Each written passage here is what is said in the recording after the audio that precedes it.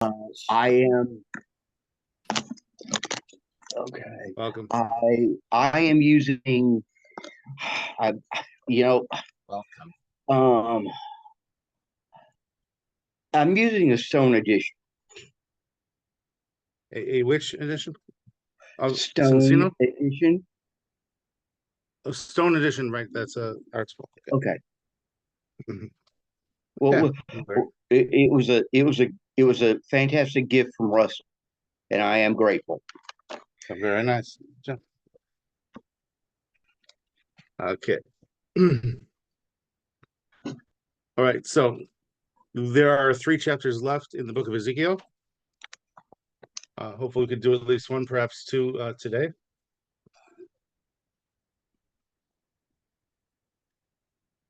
In 2 weeks is Purim, so it would be nice if we could finish it in the next 2 weeks, today and next week. That way, we'll have completed the book before Purim begins. Okay, No that'd be way. good. Now we're going It's actually to. more like What, 3 weeks. what'd you say, Russell? I said we're going to change next week till 9 o'clock once the time changes. Yeah, at least. So next week we'll start with 9, 10 in Oh, Eastern. 10 on the East Coast. Papa, Purim doesn't start in 3 weeks, not 2. Yeah.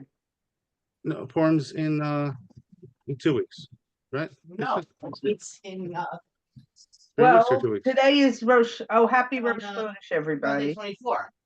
I actually remembered to say It's 2 Yalav weeks. Yavo without having to go back. Right, Purim's the 14th of Adar, and now Yeah. it's It's 2 weeks. tomorrow night's the 1st of Adar, Mhm. second 2 Adar. weeks. Right. 2 weeks, Rabbi. Right. Mhm. I understand Yeah, what you're 2 saying, Papa. Right, so therefore by Wow. next week it would be nice if we could finish Ezekiel. Again, God controls things, but And have delicious kosher food with the Russell Kirk family tomorrow Sunday morning, if that would be okay, nice. Russell, I guess you got to get on a plane to New York or something. He wants to go to a restaurant with you already. Yeah, we need to Mendy's do that restaurant, again. actually. Yeah, Yeah. that'd be nice. We can't wait to do the Mendy's restaurant thing again. It was so fun with you and your Okay. family. True. Okay, we'll reminisce another time. Right now, Yeah. let's That's focus later. on the class. Both in class. Uh, So So, we're let the me rabbi and Abba rabbi. have been discussing Torah topics. Wait, you had a question? Yeah. Okay, wait. The format, first format. Yeah. Father, may I ask May I a ask question Torah that may not be question? on this book? May I ask a Torah question? Okay, but it has something to do with Ezekiel? Yeah. Okay. Not every Sadic's perfect, right? Not every Sadic's perfect, right? Correct. Right.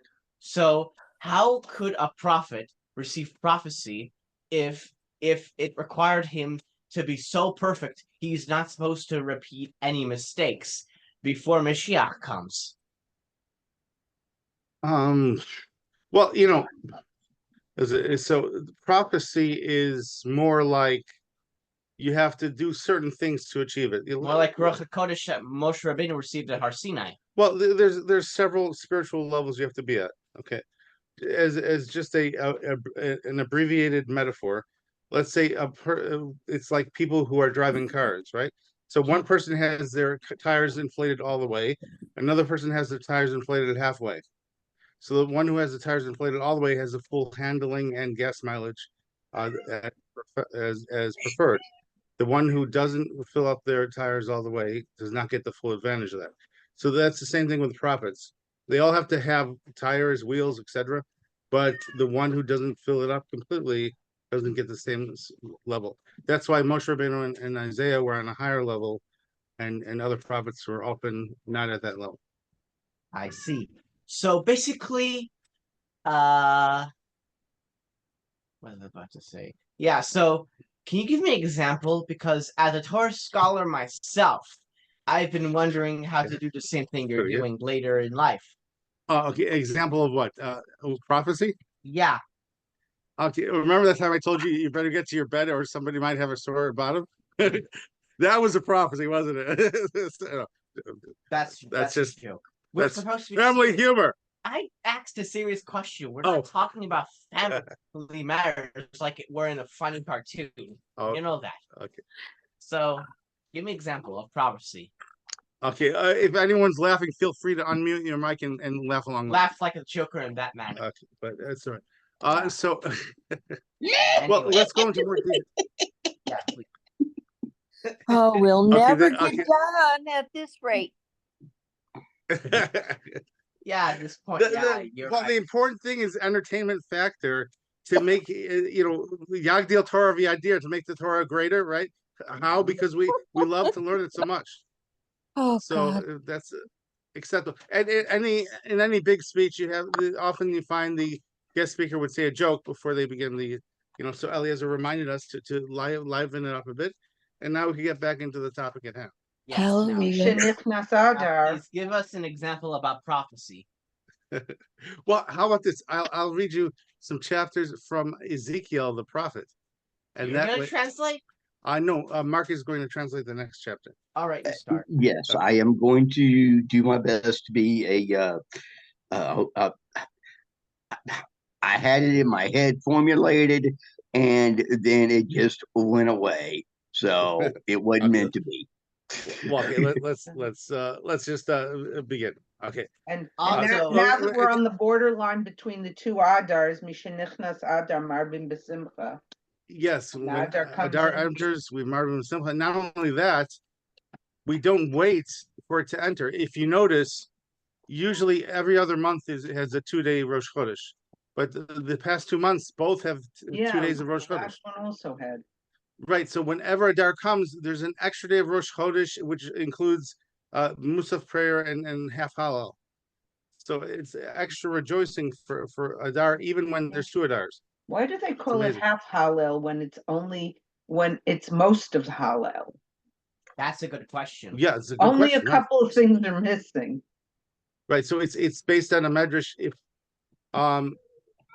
If you're missing a little of something, it's like you're missing half of it. You don't Oh, have complete okay. ownership. Right. For some reason, I was thinking of Shnayim Ochazim B'Talu. We grab half of Hallel. One grabs half of Hallel. One grabs half of Hallel. They both get It's all mine. It's all mine. Yep. No. That's just my impression of a Gemara. So specific Gemara. That was a reference to the first chapter of Bava Metzia. Okay. Yeah, I know it's one of the Babas. I never remember which. All right. So here we go. In the Hebrew, it's Mem Vav Pasuk Aleph.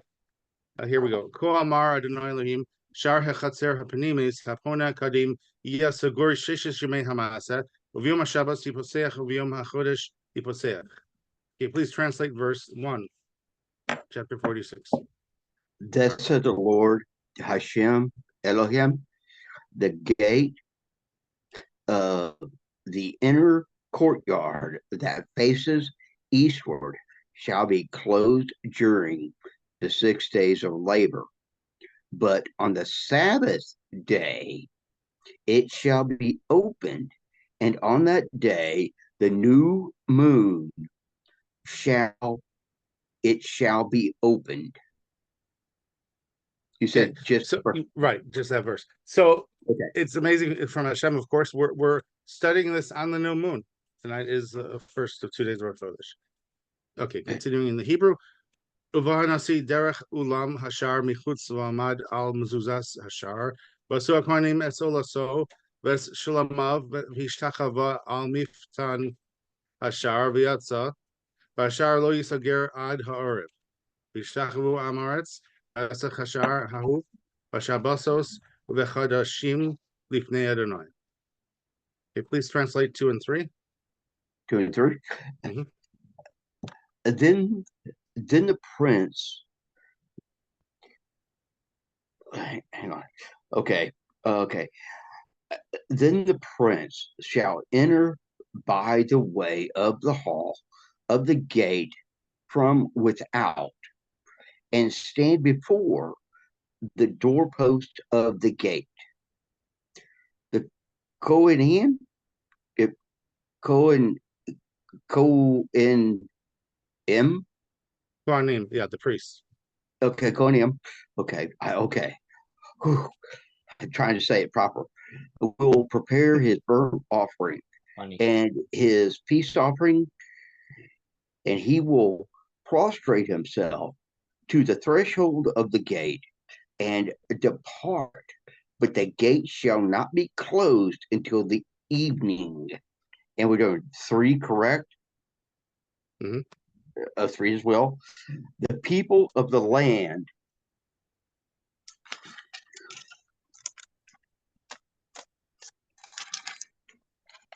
shall prostrate themselves before Hashem at the entrance of the gate on the Sabbath and on the new moons. And I have a question. Okay. To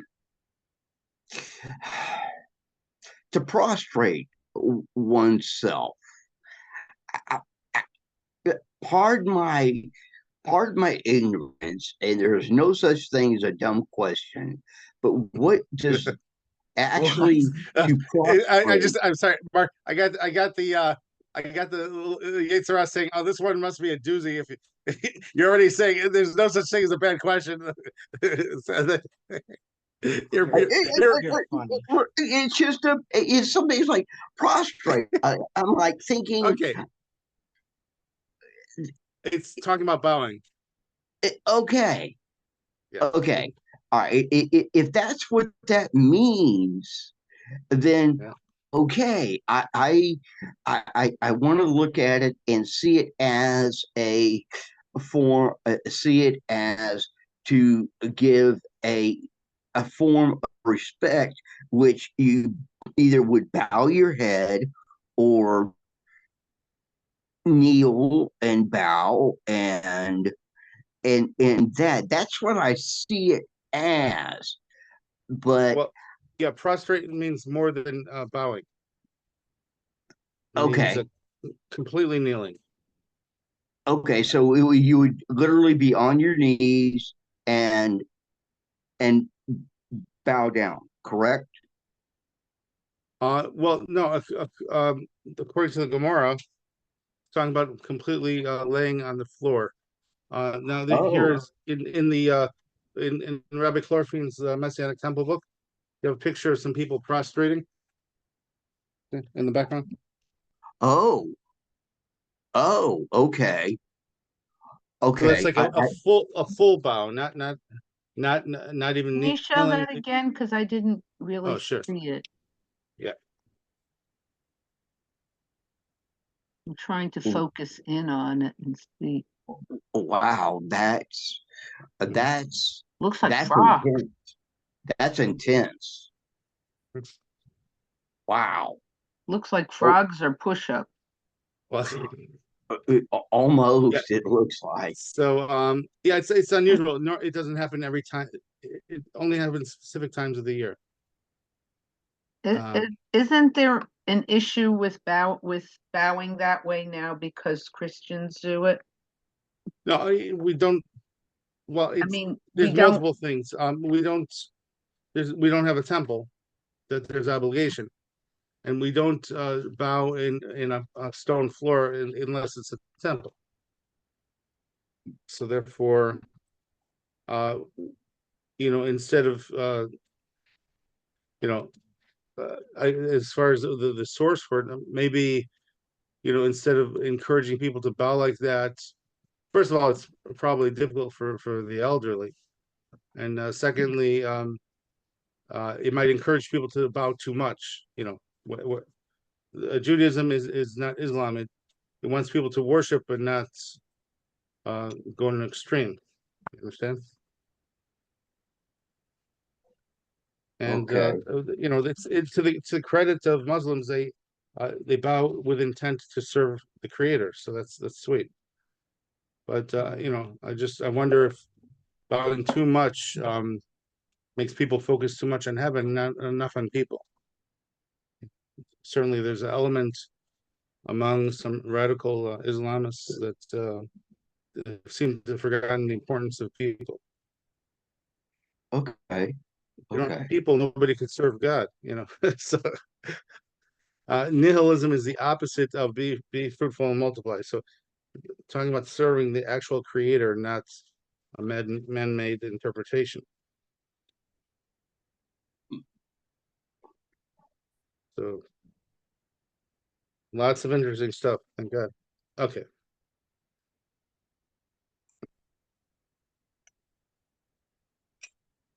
All right, so we did the first three verses of 46. Let's continue.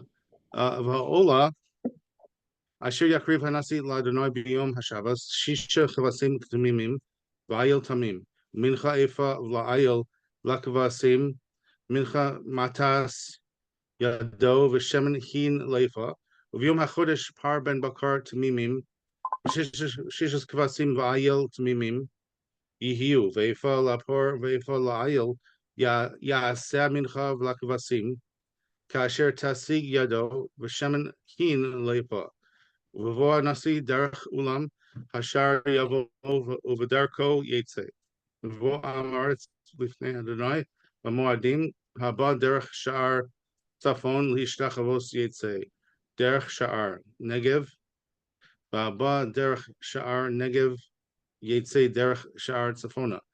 Lo yashuv derech hashar asher ba vo ki nichcho yetze.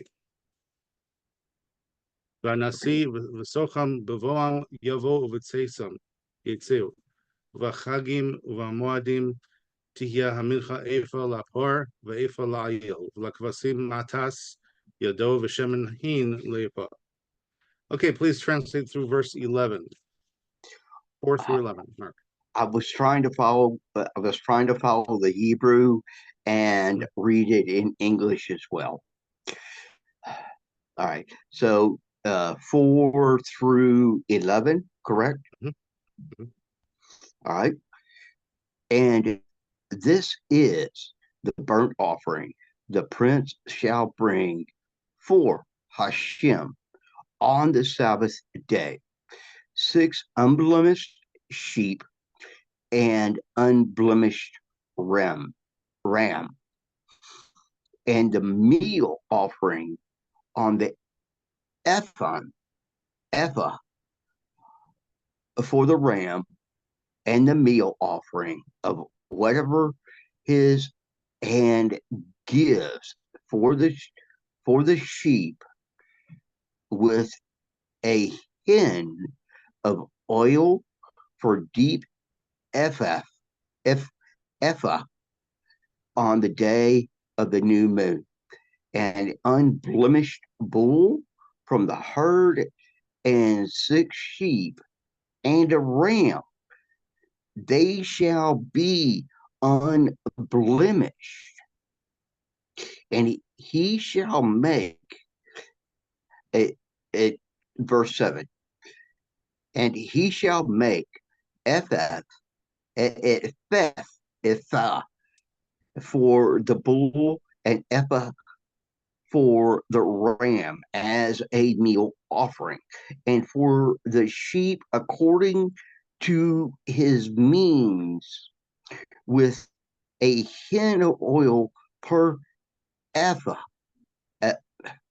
Okay, there's Hebrew there. Ephah. Ephah, right. Ephah. Okay. When the prince enters, he shall enter by way of the hall of the gate, and by the same way he shall leave. But when the populace comes before Hashem on the appointed days, whoever comes in by way of the northern gate, prostrate himself, shall go out by way of the southern gate, and whoever comes in by way of the southern gate shall go out by the northern gate.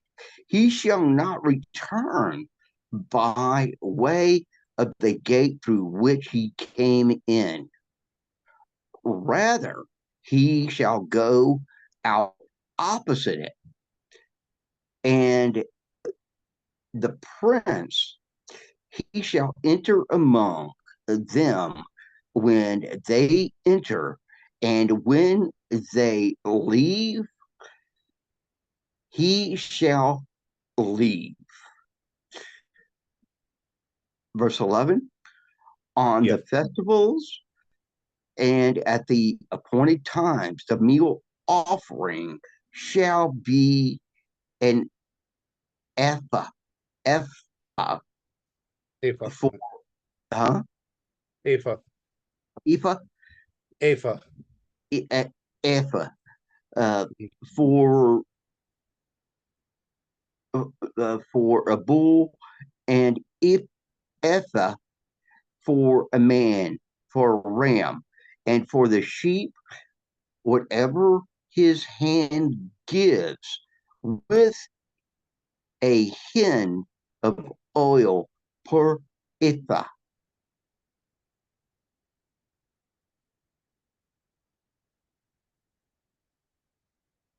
End of the reading, verse 11. All right. So now, very good. Verse 9 is not really explained completely in Milstein edition, but in the Art Scroll Tanakh series, the white edition, they do have an explanation.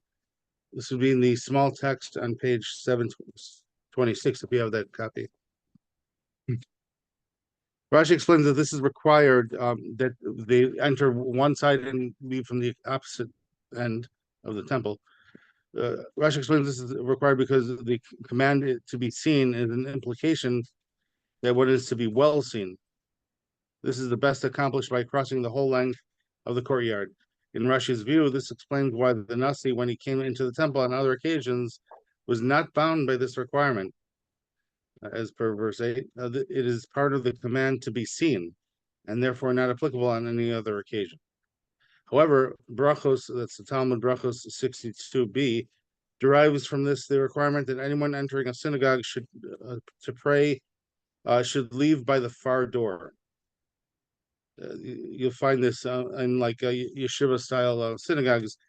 They normally use two doors, not just one door each day. However, yeah, and then he mentioned the article mentions see Shulchan Aruch Orach Chaim 152 halacha 5. This seems to indicate that the requirement is not so much as part of the command to be seen, but is, as the commentators explain, Steve Mishnah Brewer there, to emphasize the person's love for the temple or the synagogue by demonstrating that he delays his leave taking as much as he can. However, according to this reason, it is not apparent why the Nasi should not be bound by the same requirement when he enters the temple on days when the command to be seen does not apply. Actually, Hashem gave me an idea why it would be an exception for the Nasi. So, what is this comparable to? This is comparable to, like, anytime you go to a big supermarket, like a large Walmart or something, they have an entrance and an exit, right? Large Home Depot entrance exit, right? So, and wherever you park, it's going to be the wrong place, unless somehow you get in the exact middle of the parking lot, because you're going to either, you won't get out of the snow until you get in the entrance, or then you're going to have to carry stuff, trudge it through the snow until you find the car afterwards. So, in other words, it's making much more. It's more time consuming to have two different entrances and exits. So similarly, the prince also has to do other things besides temple service. The prince, we're not talking in this case the Kohen prince, talking about the king of Israel, the human king of Israel. So therefore, he has to get back to his job. His job, keeping peace for the nation, is also important. So just to make sure that the prince does not do more than is necessary. How much is really necessary for the king to do when the Levitic priests are doing everything anyway? He should certainly at times attend to show that he cares about this. It's a value to him, right? But what is the prerequisite that requires the Nasi? And we learned last time the Mashiach will bring sacrifices on behalf of the people for the first few months, until my supposition was until everyone learns the laws of sacrifices, so nobody has a spiritual danger because they brought the sacrifice wrong. So Mashiach will bring for the people for the half a year. But once that, why would it end at all? Because Mashiach has other jobs to do. Rabbi, Yeah. I know this may be dragging class out of some, and I apologize for it, but these are some questions I have. Is the sacrifice, okay? The sacrifice of an animal. Mhm. Why is that so important? An unblemished, perfect animal. Why is that so pertinent to things? Well, all the commandments have a spiritual effect on humans. So we would have to go inside and discuss why humans are affected by this in this way. Okay. All right. Okay. For example, the scapegoat on Yom Kippur. So someone was insulting religion because the scapegoat idea. How can the religion ask for that a goat be pushed to its death? Isn't that cruel? But then I explained, by one animal suffering a cruel fate, an entire nation learned about the horribleness of cruelty without any human dying. Not one human had to die to find out what happens when someone has a cruel death. Now, unfortunately, the human nature, whatever happened in the previous generation is like it's by some people it doesn't count. They have to witness it themselves to truly get it. And so the scapegoat on Yom Kippur is not to make a goat suffer for sins. It's to warn people, leave behind the cruelty. Right? Okay. We would have to look at a particular sacrifice and why that sacrifice is good for humans. In addition, a animal that goes for a spiritual purpose has a very pleasant afterlife kind of demise. Depends the extent. Some animals, they don't have any afterlife whatsoever. They immediately go back into the abound of life, so to speak. But some animals, they look back at their life briefly, and they have a sense of accomplishment that they were able to help humans whose purposes are higher for the lofty creator's goals. So there is a spiritual satisfaction given to animals that give their lives for a spiritual purpose. So that's only available for that. If an animal just dies from old age, they don't get that spiritual boon. Okay. So an animal in okay. And I apologize to the rest of this. This is just a question that I've been pondering. Right. An animal, and an animal can realize that much that they are doing. Normally, maybe they can't. They're just thinking about eat some hay, find something to breed with. That's about it. Sure, yeah.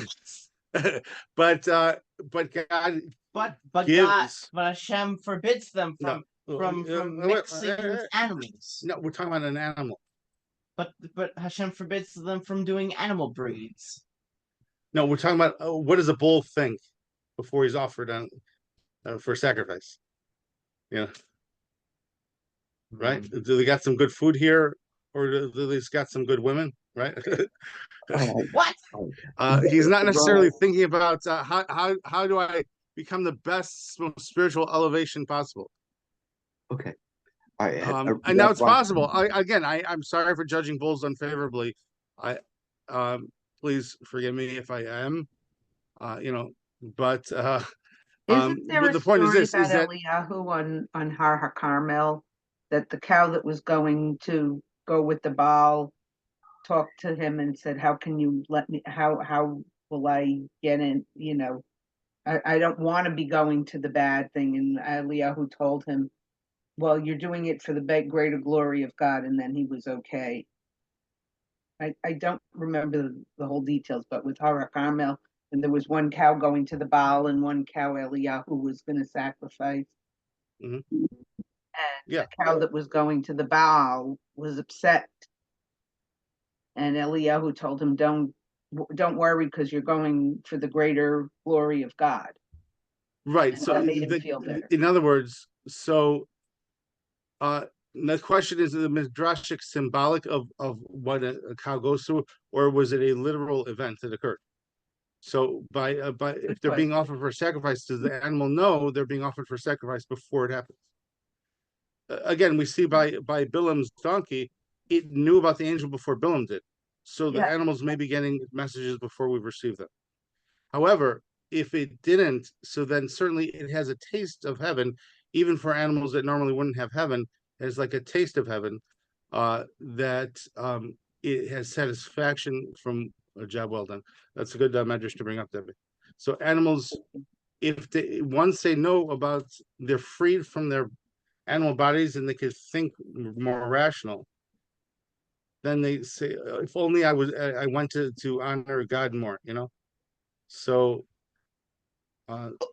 so therefore, an animal that dies like a natural death. So he said you didn't go against the divine will. They could be so, and that's very good. Many humans go against the divine will, but you didn't. That that uh, that in a way gave me some an answer about something, and it started out as a question of just general, but it also gave me an answer to something that I have questioned for a number of years, and I did not and I did not mean to take the class off course. No, it's okay. Um, okay, so I learned something, and now I can have peace with something. Uh, thank you. Yeah, so no problem. So yeah, Jews have, once they are connected to the temple, so there's more supernatural reality that becomes a part of nature. So it is not it's not such an extreme idea that Elio literally spoke to the soul of the animal. The medrash may have a literal connotation, So, but also, for example, Jews are commanded not to spay or neuter pets. Our cat's pretty happy about that, I guess. But Yeah. What? Why do they not? Why do they forbid us from sparing neutered pets? So my cat was probably asked before, when it was born, what kind of home do you want to go to? He's like, Shalom Habibi. It seems to me, though, that you can buy one that already is, Right, and also if or someone, acquire one. right, so the workaround, since Gentiles have more absolute freedom to do kindness, so sometimes on occasion neutering an animal may be a kindness to humans, right? Especially if the animal keeps breeding and you're surrounded by 20 barking dogs when you're trying to sleep, or something like that. So therefore, there's a leniency. B'nai Noach are allowed to neuter. But so if a Jew had to have his pet neutered, let's say they were living in a big city, if they gave up the pet would probably be killed in the animal shelter. So to save the pet's life and not get evicted from their apartment building, they may have to have the pet stop barking so much. So to have the dog survive, they may have to have it neutered. But a Jew is not allowed to neuter. So the workaround that is that they would sell the animal to a goy, and then the goy would sell it back to them. But it would have to be a complete ownership. Sort of You know. like plummets. Yeah, but it would have to be if so it may be hard for some people to fully grasp the sale of plummets, but by this it would have to be a complete sale. So that, for example, if he said only if I could have it over in my house for a weekend, so then he would have that right because he's buying it at that point. So then there's a workaround. But we see that the ideal is what the commandment upon the Jews that we should avoid neutering and spaying animals where possible. So where possible, and what I would do is that I would suggest if somebody was going to spay their cat, first let it breed at least once. Give it a chance to have more cute babies like it in the world. Let it get its mitzvah in, one girl and one boy. Well, by cats it's probably going to be a half dozen or something. Probably gonna be stupid. Let it get its mitzvah in, at least one girl and one boy. Okay, you can do it that way if it's a Jewish cat, but If it's a Jewish cat, if it's a boy cat. yeah. Okay, so if you didn't understand the value of Judaism, so just ask pets. Okay. Okay, so all right. So you see, the profundity of the mercy of God is that His kingdom of priests may not spare or neuter pets, even though could be a very difficult situation, right? It's really amazing. But it shows once you get close to the merciful God, you better be merciful, or you can have consequences. Oh, wow, that's a lesson in itself. Wow. So you see the fact that cruelty was done against Israel this year is because of a distance between Israel and God. If they're near the merciful God, mercy occurs.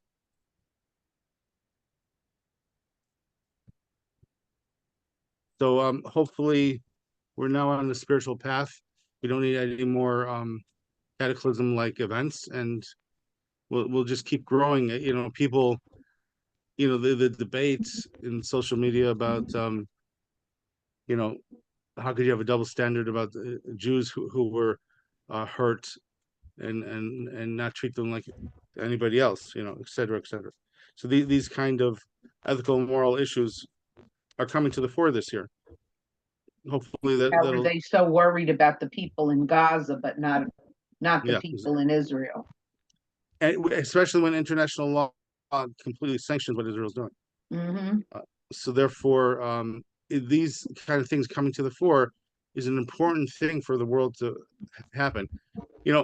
Before you start teaching people, you have to be heterosexual. You have to first teach people you have to not kill the innocent. God help us that we came to it, but that's basically what some sectors, I got to tell you, abortion is not a good idea. I mean, I don't know, but we're doing the best we can. Okay. But so God rewards the spiritually inclined animal, even though an animal cannot normally have heaven. unless it was a reincarnation of a human. Such an animal can have heaven, but it probably would not be in animal form, unless as a human it was completely miserable and you know. But I mean, that would be a sad commentary. Imagine a person had like 20 human lives and they end up as a dog in heaven. You know, oh my gosh, you sound just like you did at the football game. I remember when you were human. So,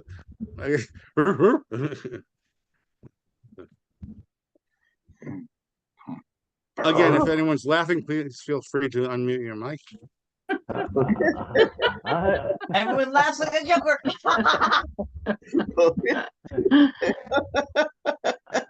Laughing? Okay. Purim. All right, man. All I right. get that rabbinical humor. I think our local costume store is open for business I tonight. think so. See, what was it? Rosh Hashanah. Here in America, we could do Rosh Hashanah and dress up in costumes and Do that on Purim. Purim. Thank you for correction. Yes, we could do that. That would be cool. We have. I live in a very Jewish town, and every year they have a gemach that stands for Gemilut Chasadim, which means kind act, where they give people, they usually make a donation. They give people costumes for Purim, and then the people bring them back for next year, so everybody can have a different costume every year. And I think they're selling barbecue tonight.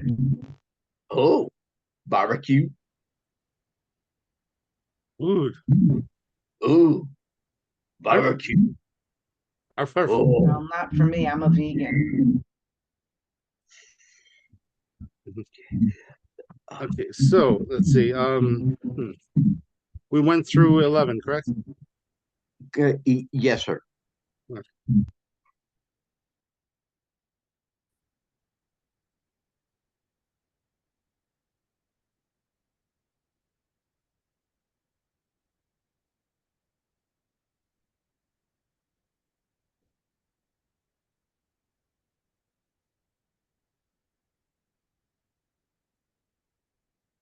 Okay, verse 12 in the Hebrew. V'chi yaseh nasi nedava ola oshlamim nedava ladonai ufasach lo es hashar hapone kadim vasa es olaso v'shlamav kasher yaseh biyom hashabbos. V'yatsa v'sagar es hashar acharei tzeso. V'cheves ben shnaso tamim taseh ola layom ladonai ba'boker taseh oso. V'minchot taseh la'alav ba'boker shishis Haifa v'shemen shalishis hahin laros es hasolas minchal adonai chukos alam tamid yasu es hakeves v'samincha es hashemen ba'boker olas tamid ku amar adonai Elohim ki yitain hanasi matana laish mibanav nachlaso hi levanav tihiyah achuzasam hi benachala v'chi yitain matana minachalaso Lachad me'avadav v'haisa lo ad shenasa dror v'shavas lanasi ach nachalaso banav lahem tihiyah lo yikach hanasi minachalas ha'am lahono sam me'echuzasam me'echuzaso yanchil espanav l'man asher lo yafutzu ami ish me'echuzaso. Okay, please translate through verse 18. This will be the concluding paragraph of the Haftarah for Parshas Chodesh, which is in 4 weeks. Okay, please, Mark, if you could continue. 12 through 18.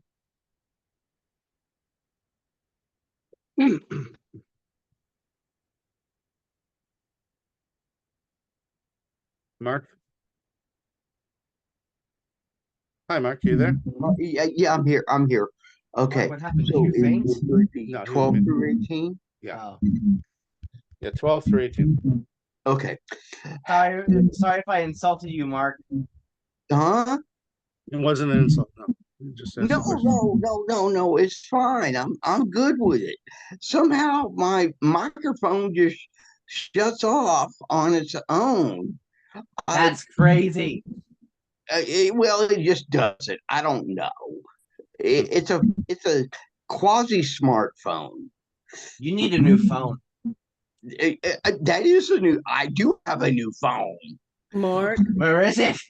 Mark, the reason is there is a lot of background noise coming through your phone. Okay, I can't help that, but if I may, let me do this reading, and let us proceed, please. When the prince makes a free will offering, a burnt offering, or a peace offering as a free will offering for Hashem, they shall open for him the gate that faces eastward, and he shall make his burnt offering and his peace offering as he does on the Sabbath day. Then he shall go out, and they shall close the gate after his departure. Verse 13, you shall prepare a sheep in its first year, unblemished, as a daily burnt of offering, burnt offering for Hashem. You shall make it every morning, and you shall bring it a meal offering with it every morning, a sixth of ephah, ephah, ephah, a third of a hin of oil, which with mix the flour. It is a meal offering to Hashem as a eternal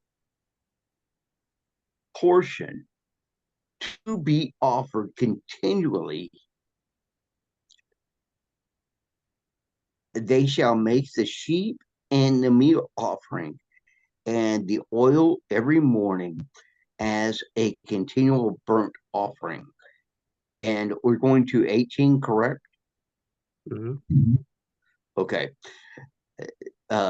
16, that verse 16. Thus the Lord Hashem Elohim, if the prince makes a gift to one of his sons, since it is his inheritance that will belong to his sons, it is their possession by inheritance.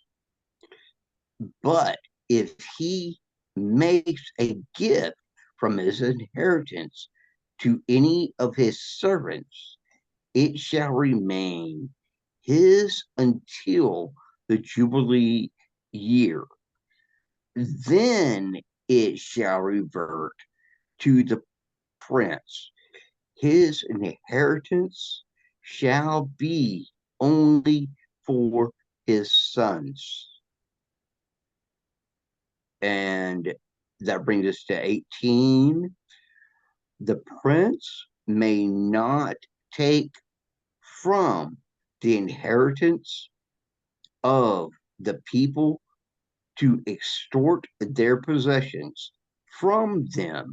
He shall bequeath to his sons from his own possessions, so that my people will be scattered, each man from his possession. Into reading to verse 19. until 18. Yeah, okay. I finished and I read till verse 19. Yes. Very good. Thank you.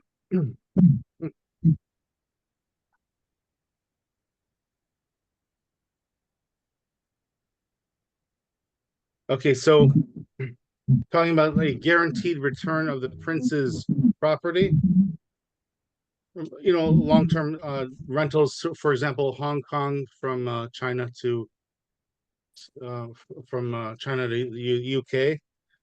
So the prince can have a long-term rental of his property, but it is canceled at the Jubilee year. So if it's like, let's say it's a year, right, the year immediately following Jubilee, so he could rent it out for 49 and a half years. If it's 1 year before the Jubilee, he could rent it out for the remainder of the year. So the prince's property returns to the prince's family.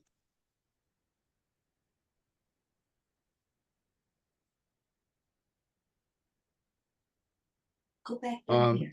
Go back down However, here. a prince's descendants, they will keep their property.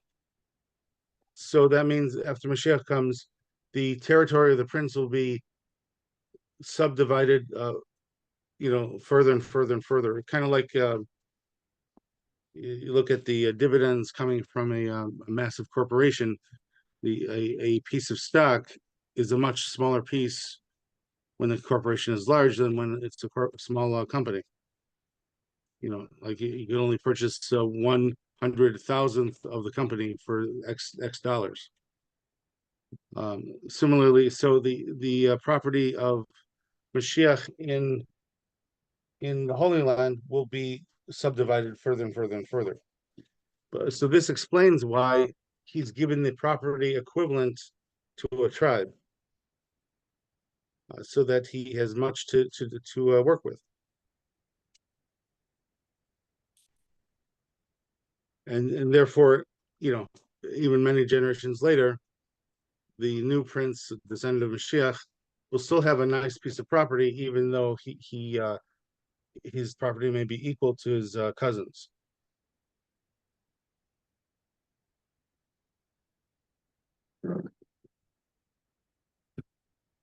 And continuing in the Hebrew, verse 19, Yutes, Vavi'eni kamavo asher kesef hashar el halishchos hakodesh el hakonim haponos safona v'nei sham makom bayar chasayim yama.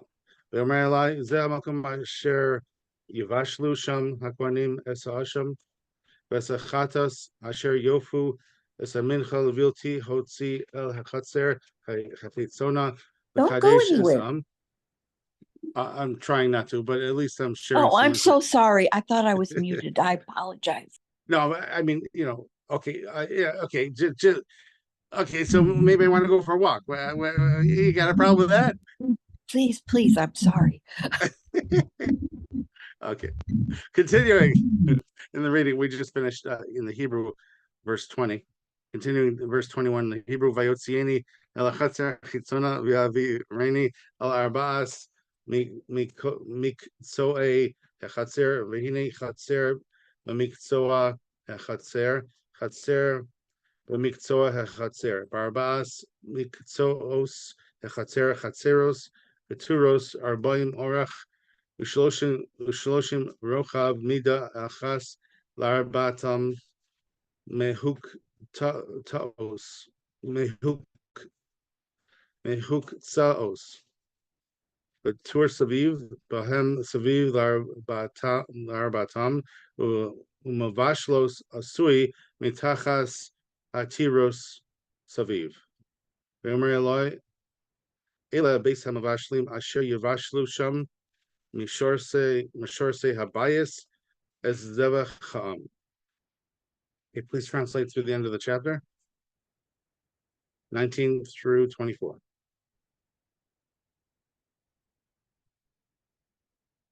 Mark? You're muted again, Mark. Please unmute. Okay, so it would be from 19 through 24. 19 through 23. Thank you, Rabbi. 24, end of the chapter. 24.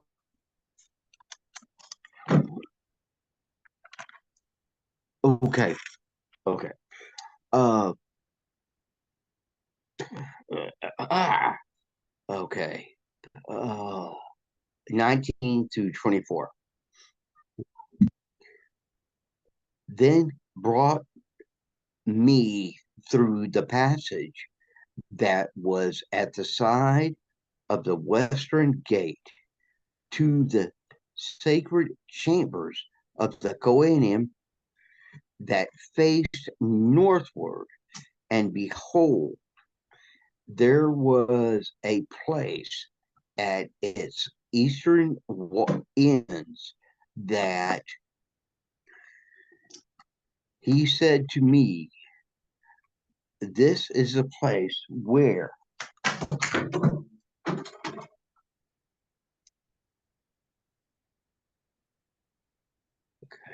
hang on.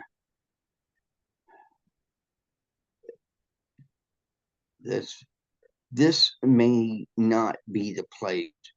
Hang This on is the here. place. This is the place where the Kohanim, the priests. Okay. Yeah. Okay. Right. Jubilee inheritance. Verse 20 in English. Okay. He said to me, this is the place where the Kohanim shall cook the guilt offering and the sin offering, and where they shall bake the meal offering, so as not to bring them to the outer courtyard to mingle with the people.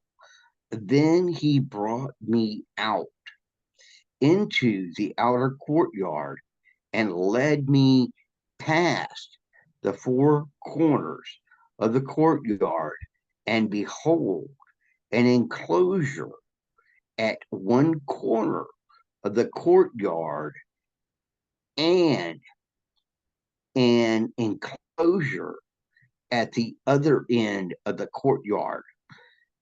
At the four corners of the courtyard were open enclosures, 40 cubits in length and 30 cubits in width. There was one measurement for the four of them, situated in the corners. Turning page. There was a row of masonry protruding out around, all around, for the four of them, and hearths were made beneath these rows all around. He said to me, these are the cooking places where the temple ministries shall cook the sacrifice of the people. Okay, so let's look at the illustration. In the Milstein edition, this will be on page 318. So again, the corner rooms in the temple were the cooking chambers. Awesome stuff.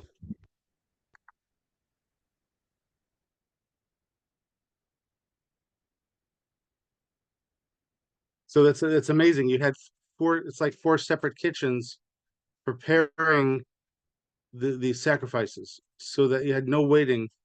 That's how you could have an entire nation bring sacrifices. Really nice system. Yeah.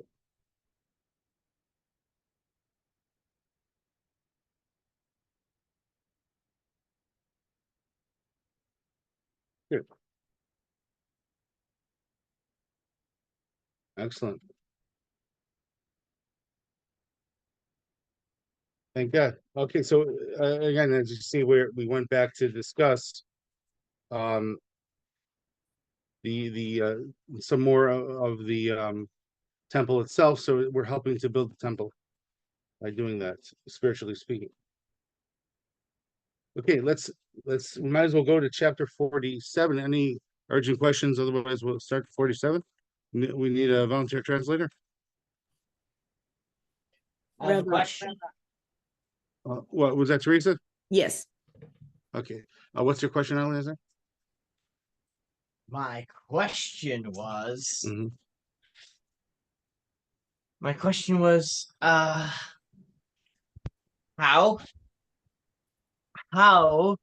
could it be so that Mashiach will come and fix up all the trouble that was caused by the Yetzer Hara if King Shaul isn't coming back?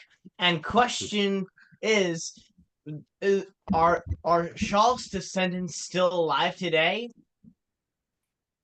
Well, the main thing is this: is that I know that King David's descendants are still alive today, but what about Shaul's descendants? It's unknown whether or not Shaul still has descendants today. well, we do know that King David had a son when he married Michal, the daughter of Shaul, and she died in childbirth, and his name is Isram. If you look in the book of Samuel, but it's a debate. Oh, Michal, but It's a Hashem debate if punished Michal with no children all her life for criticizing David. exactly because she insulted King David when he was trying to honor God. It didn't go well for her. But in Hashem's great mercy, she was only pregnant with one child. Right, but in Hashem's mercy, she still gave birth to a baby. The question is, did the baby survive or not after she passed away? It's a debate. I don't think the debate was resolved, but obviously we could ask the prophets when Mashiach comes, find out what's happening. But so it's amazing. You always have to think of two sides of the story, not just the fact that King Saul had sons, but there's other people in the world and they're called daughters when they're children. And King Saul had a daughter, and one of them married King David. And we know that child's name was mentioned in the book of Samuel.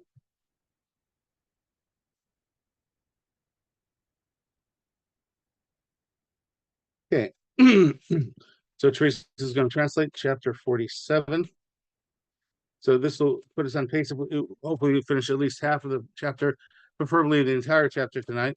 Then we'll only have one chapter, and so it's certainly within reach to finish before Purim.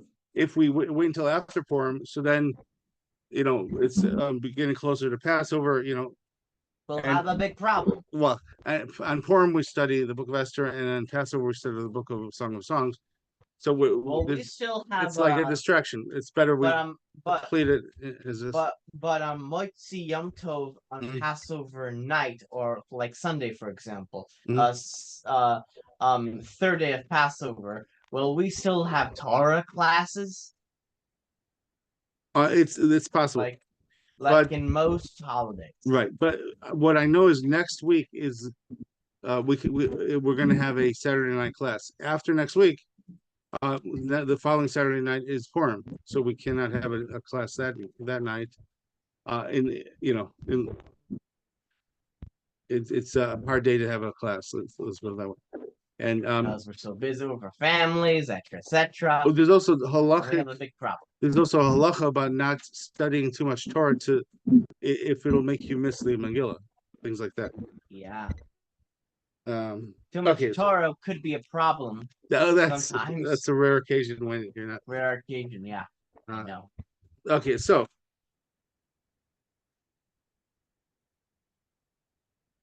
here we go, chapter 47.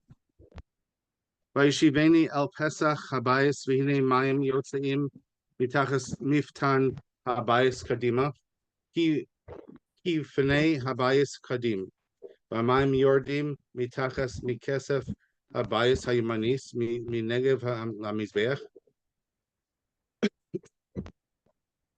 Yotzieni derech shar tzafona, vayisibeni derech chutz el shar hachutz, derech hapona, kadim. V'hine maim mafakim min hakasef hayamanis, v'tzeis ha'ish kadim, v'kav biyado, v'yamad elef, v'ama v'yavireni, v'mayim mei af soyim, v'yamad elef, v'yavireni, v'mayim birkoyim, v'yamad elef, v'yavireni, mei masnoyim, v'yamad elef nachal asher lo uchal lavor ki ga'u hamayim mei sachu nachal asher lo yaver. Yomer Elai hara'isa ben adam vayolicheni vayeshiveni sefas hanachal shuveni v'hine el sefas hanachal eitz rav ma'od mizel mizeh. Okay, so please translate the first 7 verses, Teresa. Then he returned me to the entrance of the temple, and the water was immersing from under the threshold of the temple, going eastward. For the house faced eastward. The water ran down from under the right side of the temple, south of the altar.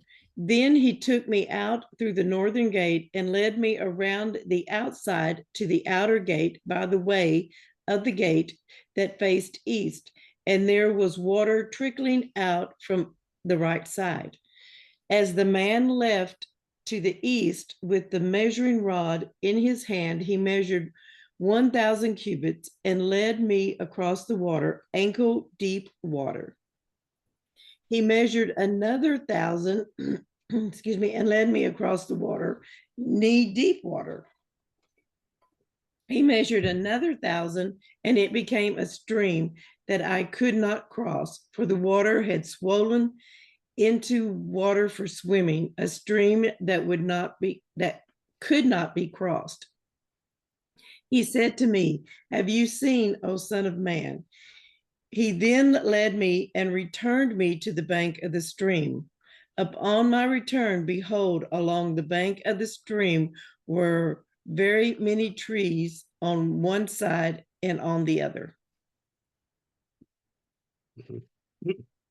In the Hebrew verse 8, Ches, Vayomer Eli, Hamayim ha'ela yotzim el haglila, hakadmona, v'yordu el al ha'arava, uva'u hayama, el hayama, hamutzaim, v'nir pa'u hamayim, v'haya chol nefesh chaya asher yishrotz, el kol asher yavo, sham nachalayim, yichya v'haya hadaga, rabba ma'od, ki va'u shama, hamayim ha'ela v'yerafu v'chai kol asher yavo shama hanachal v'ya amdu alav davagim me'ein gedi v'ad ein eglayim mishtoach lacharamim yihiu lamina tihia degasam hidegas hayam hagadol rabba ma'od. But beat sosav u gavav v'lo rafu l'melach nitanu. Val hanachal yale al sefaso nizo mizeh. Kol eitz hamachal lo yibol olehu v'lo yitom piryo. Achadashav yivaker ki meimav min hamikdash hema yotzeim. V'haya firyo l'machal v'alehu l'serufa. Okay, please translate through verse 12. 8 through 12. He said to me, "These waters go out to the eastern region. They descend to the Arabah and go to the sea, to the spreading sea, and the water will become sweetened. And it will be that any living thing that will swarm wherever these streams flow will live, and the fish will be exceedingly abundant. For these waters will come there, and they will become sweetened so that the fish may live wherever the stream comes. It will happen that fishermen will stand by it from En Gedi to En Eglaim. Eglaim. Eglaim. They will be spreading places for nets. Their fish will be of as many species as the fish of the great sea, exceedingly abundant. But the swarms and pools will not become sweetened. They will be set aside to provide salt. Along the stream will grow every species of food tree on its banks on one side and the other. Its leaves will not wither and its fruit will not fall. Every month, it will yield new fruit, for its waters will go forth from the sanctuary. So its fruit will be for food and its leaves for healing. So this is the prophecy I expected Isaiah to give, but Ezekiel is telling us about this as a matter of fact. It's like deep into the discussion of the temple. But this is an amazing byproduct when you bring the merciful God into your life, so mercy comes. So here we bring the merciful God closer to us. We're worthy to have a temple among us. His divine presence is close to us. And now there's a reversal of nature, whereas before it was natural for the oceans to be salt and the only some lakes and pools to be fresh, rivers. So there's going to be a reversal. The exception to the rule will be the saltwater bodies, but for the most part, there'll be fresh water. Now, there is a medrash that says this will actually spread throughout the world, that the oceans will become. No, the Dead Sea is a reservoir for salt, so it's probably going to remain a reservoir for salt. As it said here, there will be places for salt. But if the oceans are no longer salted, so that changes the physics of water. Did you know when water has salt, it's heavier? Right, so you're not going to have the same amount of, if I recall correctly, because of salt water, for example, the nature of the shape of the Atlantic Ocean allows for Scandinavia to have warm water, even in the time, the British Channel and etc. They didn't have constant ice, even though the time of the larger North Pole was covered with the Arctic was covered with ice. So the salt keeps the water from freezing, and it allows for a convection process, not with heat, but with like differing water weights, I believe, that allows for the flow of the Atlantic as we know it today. So once this occurs, that the Atlantic becomes fresh water, so then the ice cap would reform in the north, in the North Pole. So that would create a situation where there's no more tsunamis that could destroy, because the water level will be lower, since there will be a thicker North Pole. And there's an actual verse that says that no longer will you have to be worried about the tidal wave. So it's all consistent with this concept and with physics as we know it, about the way salt water and water and non-salted water works. It's pretty awesome. I mean, just from the way Hashem shaped the Atlantic Ocean, and the fact that there's salt water creates a bunch of warm water near Iceland and Scandinavia that you used to not have that. It used to be an Arctic Sea. Will there be trees in those areas as described here? Ezekiel? I guess pine trees. I mean, it depends. It's just like any, just It'll like be the just like, it'll be just like whatever grows in that area will. Okay, I was just wondering. Because it says these trees, the leaves will not wither, there will be fruit on it. So this is the blessing to Israel in that area outside the temple, but the rest of the world will be sweetened yet not have anything different than what they have now, other well, than remember we talked about it's possible for the land of Israel to increase its size if nations want to become like a state of Israel. You know what I'm saying? Like just like Guam and so and then other places want they to would become part have of the this United same States. blessing. They What? would have this same blessing then. They would have this same blessing of prophecy. I would think so, but Wow. again, we're not there yet. But it's interesting. So that would explain why there's talk about a greater size to the state of Israel than it would normally historically make sense. Why would the more land you add, the more of a distraction it is from spirituality, right? We're talking about a spiritual time. Why would you want so much property that you have to constantly watch it? If, however, the other countries wanted to add themselves to your country, that would explain about the increased real estate.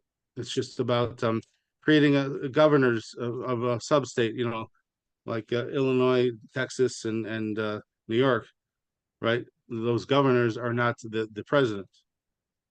So similarly, that kind of the prophecies seem open to that kind of a expanding of Israel, which makes sense when there's so much talk about Mashiach initiating the Hashem's policy of mercy. Remember, we spoke about 10 times Tanakh mentions will be mercy in the time of the redemption. So since Mashiach is implementing mercy, therefore he's not going to be a warmonger, and of course he also brings peace. So therefore, it's all consistent. It just fits. But And that would again, it's not. explain, would that follow then the prophecy that about the whole world becoming part of Olam Haba? Eventually, at the end of the process, the whole world will be serving Hashem. Yeah, even if a country didn't join Israel, with the government, Initially. the people will want to worship the Creator God, and if the Creator God's only doing miracles with one country, so people are going to probably figure stuff out. I guess. Hopefully. Yeah. But it's it's just so beautiful that so its fruit will be for food and its leaves for healing. Amazing. That's the Torah's openly declared perspective of what a third temple is. Its fruit will be for food and its leaves for healing. That's hard for us to imagine now, but Yeah, it won't it won't be then. Right. So when people are talking about the Temple Mount, no, you can't do it. They want to start a war. Well, they've been starting wars without trying to get the Temple Mount. But the Temple Mount is a prerequisite to have this kind of not just world peace, but world miracles. Mm. Start a war, they know it'll stop all the wars, and it just interferes with all their ugly plans. Okay, no. Okay, so we had. I can just imagine a evil country. How are we going to implement Ugly Plan 62? I don't know. So it'll be funny if they actually call it that. Why? That's stupid. I think it's funny. I think it's idiotic. Well, It's bullcrap. No. Respect the rabbi who happens to be your father, and is. But it's stupid to have. Reminds me of Forrest Badenoff on Rocky and Bullwinkle. Our country. Well, Elio Navi will come and And we will all the wicked people. Take their souls and burn them He- in hell. Okay, remember in Malachi chapter 3, Elijah comes lest the awesome day comes and people get hurt from it. He comes to prevent cataclysm, not to cause cataclysm. So in other words, Leo is also coming for mercy. I mean, Hashem will take care of the bad guys. Don't worry about it. Don't worry about it. I don't like this one bit. Yeah, well, so you could do a Dr. Seuss version of a medrash, right? How dare you? No. So God did not like this. God did not like this one bit, right? So, God did not like this one bit, especially Horton. but that book is one of the few extremely good storybooks for In kids. all of Dr. Seuss's dumb shows. No, the faithful elephant who's rewarded By God for his faithfulness. Yes. So so therefore, is Horton real? Okay. You know what's real is this beautiful book we're reading. Yeah, you know what's real is bird breeds mixed with elephant herds. So let's get back to the book then. Yeah. Verse 13 and on.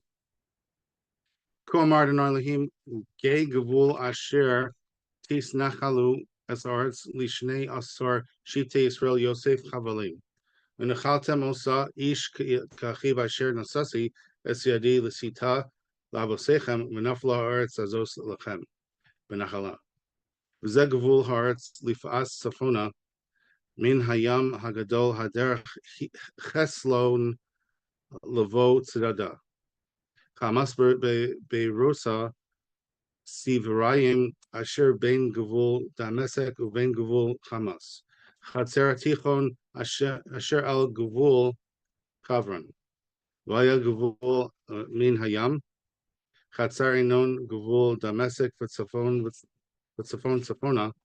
Ugavul Hamas V'Eis V'As Tzafon. V'As Kadim Mi Bein Chavran umi bein Damesek umi bein Gilad mi bein Eretz Yisrael. Ayerdin mi gavul al Hayam Akadmoni Tamodu Ves Paas Kadima.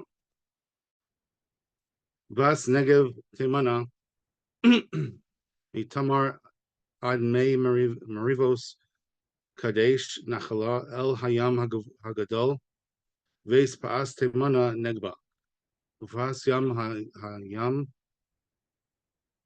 Hagadol Migvul Ad Nochach Levo Hamas Zos Paas Yam. Gilachtem Esaretz Hazos Lachem L'Shivtei Yisrael. Okay, please translate through verse 21.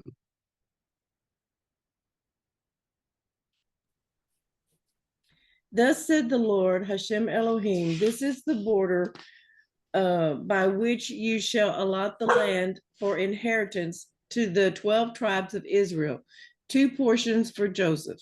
You shall inherit the land, each tribe equal to his brothers, about which I raise my hand to give it to your forefathers. This land shall become yours as an inheritance. This is the boundary of the land. On the north side, from the great sea by the way of Hetron to the approach of Zedad, Hamath, Berothah, and Sibron, which is between the border of Damascus and the border of Hamath and Hazar Hatakan, which is on the border of Haran. The border shall thus go from the sea of Hazar Arnon by the border of Damascus, with the north border extending northward to the border of Hamath. This is the northern side. The eastern side between Haran and Damascus, between Gilead and the land of Israel, the Jordan, you shall measure from the northern border to the eastern sea. This is the eastern side. The southern side, southward from Tamar until the waters of Meraboth Kadesh, to the stream, to the great sea. This is the southern side, southward, excuse me. And the western side, the great sea, from the southern border until opposite the approach, border until opposite the approach to Hamath. This is the western side. You shall divide this land among yourselves according to the tribes of Israel.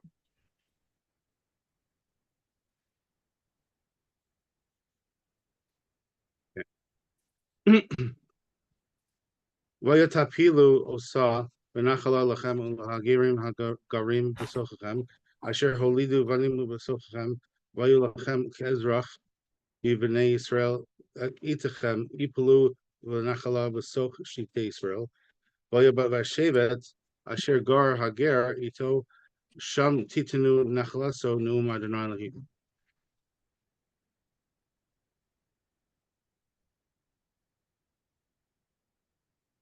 Okay, please translate through the end of the chapter, Teresa.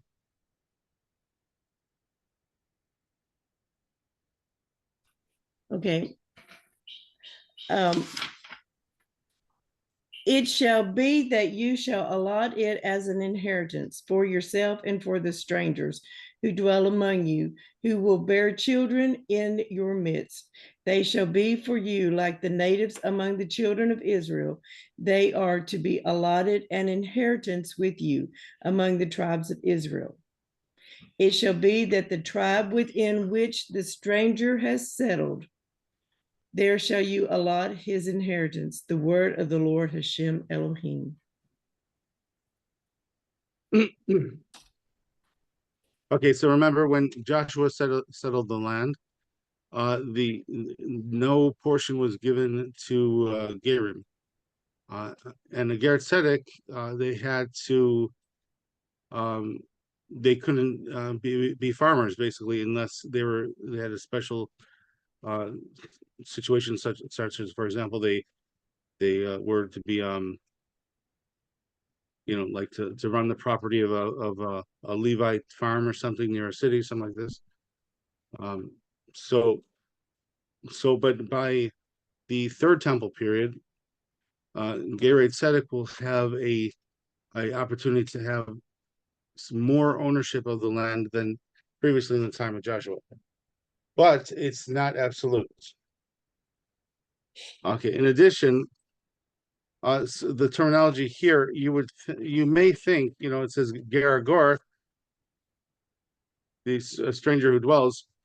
Now, normally we would be talking about Geragor as maybe referring to Bnei Noach, but Geragor here does not necessarily mean that, because Geragor we're trying to talk about, compared to the times of Joshua, what will it be like for Gerei Tzedek.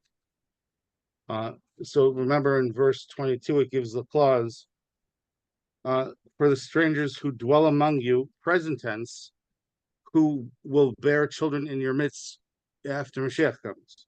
So what strangers currently dwell with Israel from a tribal perspective, right? So that would be the Gerei Tzedek. And they'll bear children among the midst. So in other words, they're completely following the Torah. They're going to move with Israel. They don't feel separate from Israel in any way.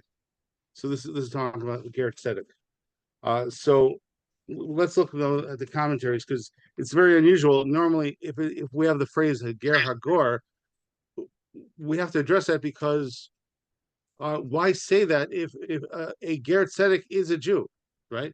But here again, we're talking about a distribution of property, which historically in the days of Joshua excluded Ger Tzedek. right? So now that's why in this case we're talking about Ger Tzedek, not Ger Toshav. Elsewhere, we learned Ger Toshav will be able to settle in the land with Mashiach, right? So he'll be able to.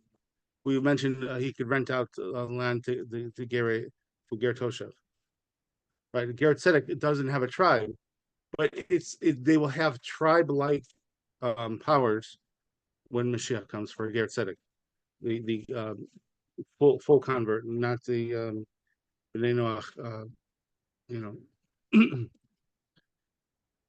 Ger Toshav. Well, isn't that why, Rabbi, then? Because they become Jews? Right. So which is why the whole you have to remember the juxtaposition with the times of Joshua. Normally, when we say we would just call them Jews, we wouldn't call them Ger Hagor. Right. But here again, we're talking about the giving out the land, which historically, what in the previous case with Joshua, those not of Israel did not receive land. Okay, so now it's going to be a debate in the commentary, which we'll read now. What kind of rights will be given? In the Arab Scroll, this is on verse 22-23.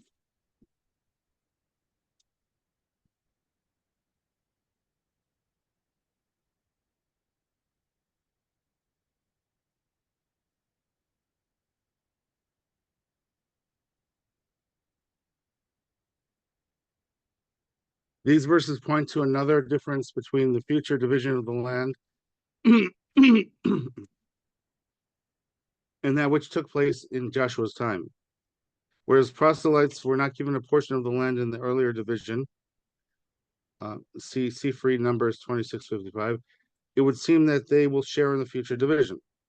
But how will they share it?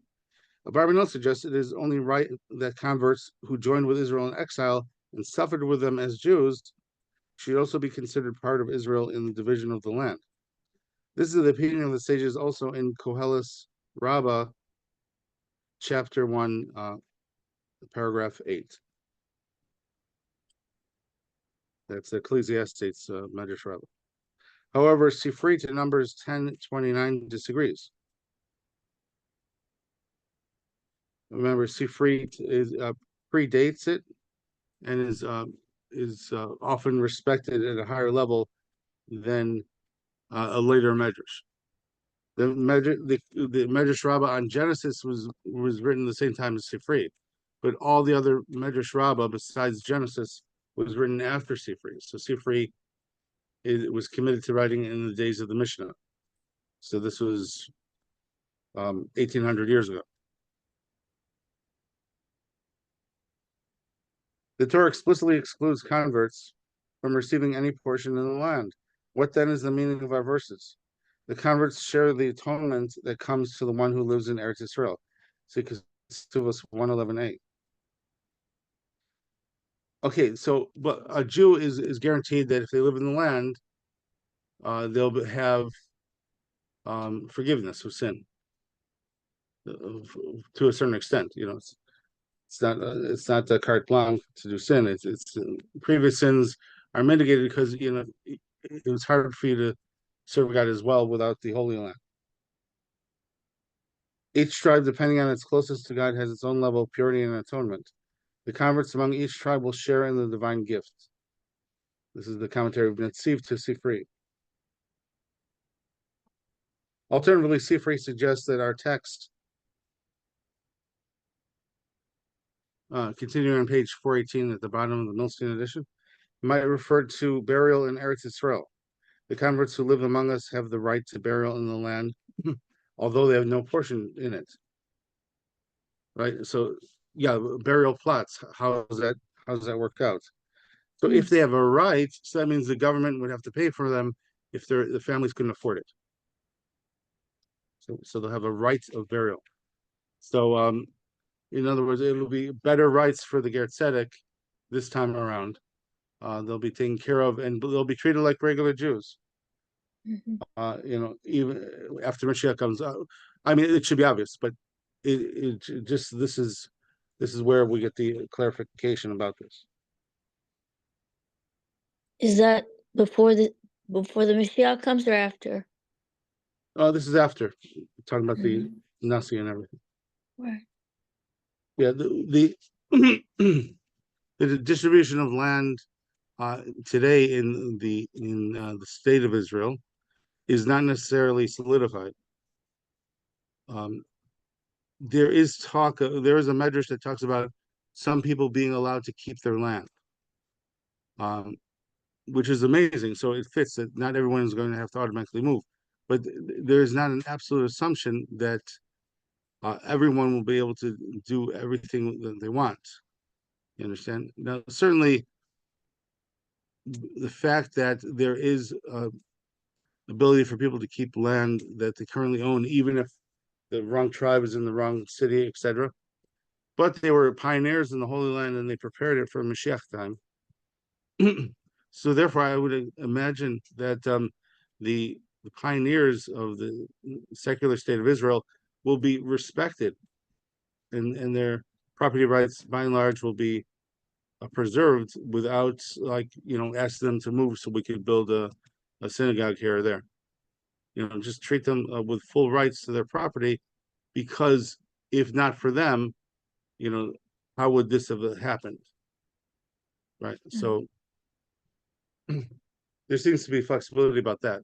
But again, basically, the tribes are going to be explained how they're going to live in which way in the following chapter. So I guess we'll pick it up next time right from there. Any questions? So if we own something now, then we would be able to keep it. Generally speaking, right. If for example, a country has an embassy, under current international law, they own the land where the embassy is. So that would have to be augmented. So embassies would have to rent, not own the property. Doesn't mean the embassies would move at all. When you're bringing world peace, the first priority is not to make everyone feel like they're aliens in their own home. You know what I'm saying? Yeah. The goal is world peace. Stop the bloodshed. If humans give up bloodshed, so then they can easily recognize the real God. So that's the goal. So yeah, and again, one of the great ways to prepare for Mashiach is to continue to explain to people that if neutering a pet is not a good idea, certainly aborting a human life is beyond the possibility of acceptable behavior. And on this point, by the way, about the Ger Hagar, I looked in the commentaries on Ezekiel. So the Targum and the Malbim both agree with Radak's commentary, as mentioned in Art Scroll. So that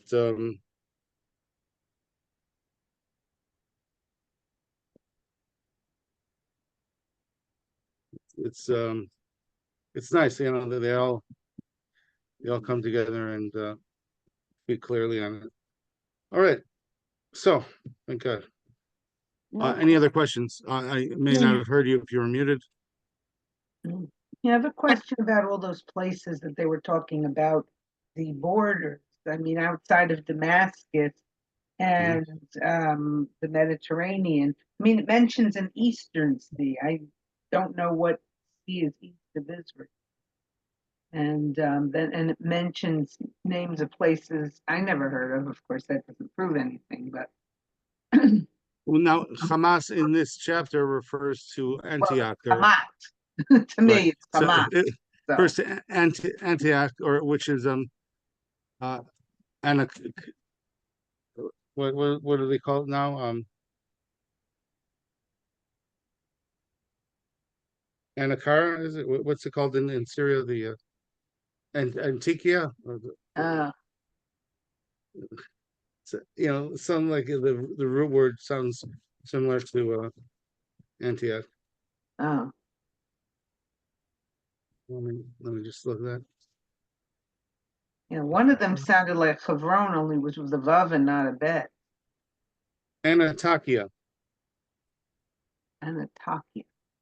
So that's one of the large cities in northern Syria. Oh, It's pretty close to the border of Turkey. oh.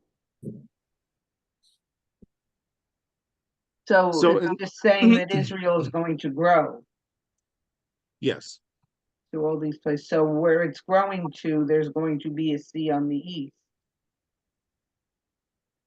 Okay. 'Cause it does say Yam HaKadmon or something like that. Mhm. Kadmoni, something like that. Kadmoni. It says Al Hayam in 18. It says Al Hayam HaKadmoni, and that sounded strange to me. And then I remembered my way of remembering what the directions are. Kadmoni is Kedem, the beginning, and the sun comes up in the east. So Kadmon is east. Now for example, the borders of Eretz Israel in the Book of Kings. Mhm. So there was a debate. Where is Mount Hor? Was Mount Hor over here by Beirut? Or Hahar? Yeah. Was it by Beirut or was it much farther to the north? Mhm. It was much farther to the north, so that's right by the Syria's border of north Turkey. of Lebanon, isn't it? What? Syria's north of Lebanon, isn't it? Correct. But And Damascus, let's last I heard, was in Syria. yes, but okay, well, I'll use that same map just to illustrate. Mm. We can get to it. It seems to me in the time of David, the border went to Damascus. Yeah, it went far. Correct. So okay, so now let's take the strict view where it only goes until Beirut. But in the time of Ezekiel, it would go diagonal to Antakya, and then towards the great river, the Euphrates.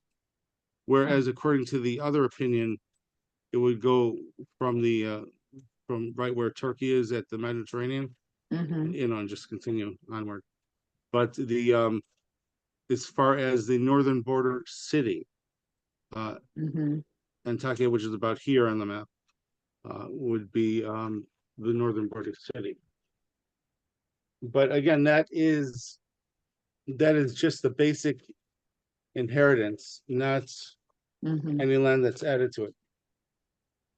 There's many scenarios where the land keeps growing and growing.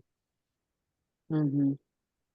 I did hear something that that it was going to be growing because there were going to be more people who were going to become Jewish, and you needed a bigger land. Yeah, but remember, it's a time of world peace, so it's not going to be Conquest. conquest and violent conquest, right? Hmm. Which is amazing. Very good. Oh yeah, we would love to give you some. It just sounds like Trump's speeches. Oh yes, we would love to give you. We would love to give you 18,000 troops along the border. The Democrats wouldn't give you 18,000 troops along the border. No, no, no. He said the president of Mexico. He's talking to the president of Mexico, and he said, "Oh, we can't do that." And he goes, "Okay, well then we're going to put a tariff on all your cars." He goes, "I would love to send you 18,000 soldiers to patrol the border." Yeah, so He says that he tells that story every time he does a speech. So, and I listen to a lot of them. Well, at Like least he's not tonight, I sending turned money on to after I did Gaza. Havdalah. Hmm? what was that? I said, at least he's not sending money to Gaza. Thank God. Oh, he wouldn't be. I think he'd be taking it back. Not only that, he might be fining them to get it back. Yeah. Yeah, and what about the attacks on the American Navy by Yemen without being responded to. I Yeah, don't think Trump would not respond to that. I think he would respond. I was listening to him talk and I looked up to Hashem and I said, you see, he's doing your work Mhm. here in the United States and in Thank you, Israel. Rabbi. Thank you, Thank Rabbi, you, for your Rabbi. Thanks, class everyone. tonight. Thank you very much. Okay, so looking forward to next time. God willing, hope to Let's complete the follow book the of and, and complete- hang out with our own grandsons and granddaughters complete- and sons and daughters. right complete out the book of Ezekiel. and Hopefully in the next class. Remember, we're meeting an hour later on the clock because tonight 10 we're changing o'clock. time. Yep. Right. Okay. And daylight savings times tomorrow morning. Yes, correct. In a few So we hours. only have one chapter next time. Yeah, so 48. we have a really good chance to finish it next week.